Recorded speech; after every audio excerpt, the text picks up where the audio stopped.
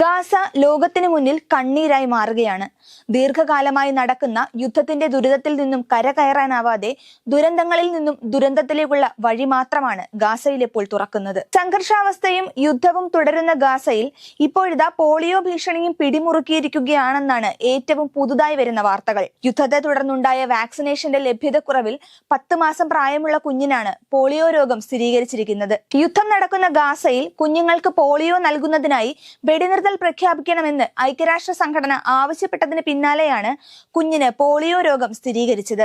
ഐക്യരാഷ്ട്ര സംഘടനാ മേധാവി അന്റോണിയോ ഗുട്ടറസ് ആണ് പോളിയോ സംബന്ധിച്ച ആശങ്ക കഴിഞ്ഞ ദിവസം പങ്കുവച്ചത്.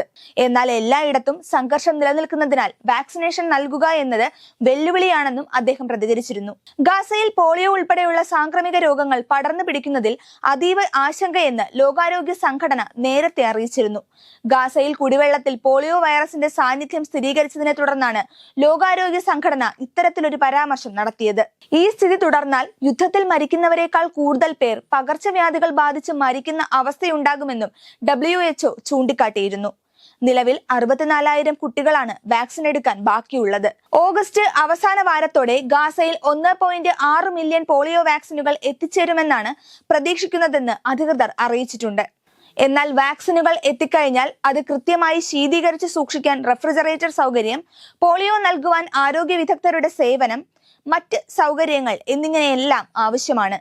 എന്നാൽ നിലവിൽ രാജ്യത്തെ മുഴുവൻ പ്രവർത്തനങ്ങളും താളം തെറ്റിക്കിടക്കുന്ന നിലയിലാണ്. 5 വയസ്സിന് താഴെയുള്ള കുട്ടികളിലാണ് രോഗബാധ ഏൽക്കാൻ കൂടുതൽ സാധ്യത.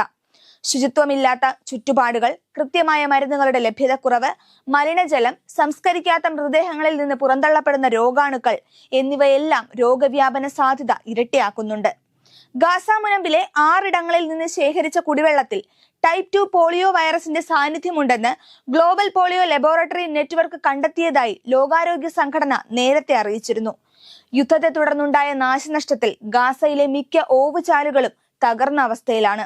കൂടാതെ രാജ്യത്തെ ഒരൊറ്റ മാലിന്യ സംസ്കരണ പ്ലാന്റ് പോലും പ്രവർത്തനക്ഷമമല്ല. ഇതൊക്കെ രോഗവ്യാപനത്തിന്റെ വ്യാപ്തി വർദ്ധിപ്പിക്കുകയാണ്. പോളിയോമൈലൈറ്റിസ് എന്ന രോഗാവസ്ഥയാണ് പോളിയോ എന്ന് ചുരുക്കി പറയുന്നത്. പോളിയോ എന്ന വൈറസ് മൂലമാണ് ഈ രോഗം ബാധിക്കുന്നത്.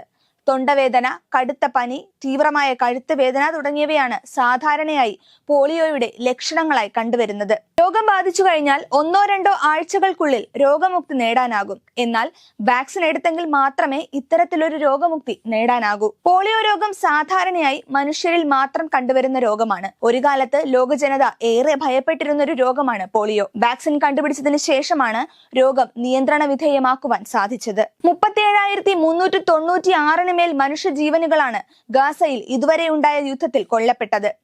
10,000-ഓളം പേരെ കുറിച്ച് വിവരമില്ല. കൊല്ലപ്പെട്ടവരിൽ 15,694 പേർ കുട്ടികളാണ്. മരിച്ചവരിൽ 70% പേരും സ്ത്രീകളും കുട്ടികളുമാണ്. ആരോഗ്യ പ്രവർത്തകരിൽ 400-ന് മുകളിൽ പേർ കൊല്ലപ്പെട്ടു. 100-ന് മേൽ മാധ്യമ പ്രവർത്തകർക്ക് ജീവൻ നഷ്ടപ്പെട്ടു. പട്ടിണി മൂലം ഗാസയിൽ 50-ലേറെ പേർ മരണപ്പെട്ടു. മാതാപിതാക്കളുടെ ഒപ്പമല്ലാതെയോ ആരെങ്കിലും ഒരാൾക്കൊപ്പം മാത്രമായോ തങ്ങുന്നത് വീടില്ലാത്ത 17,000 കുട്ടികളാണ്.